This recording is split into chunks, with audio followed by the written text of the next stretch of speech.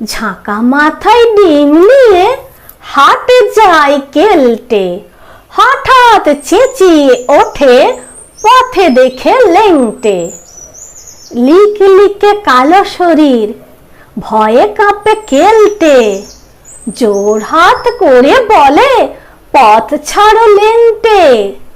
একে বেঁকে কেলটে যেই ছুটে যায় পালাতে, ঠুকা লেগে ডিমগুলি হলো তাকে হারাতে।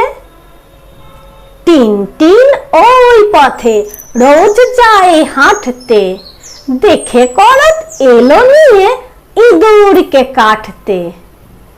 দেখে করাত জড়সড়, লেংটে তো অজ্ঞান।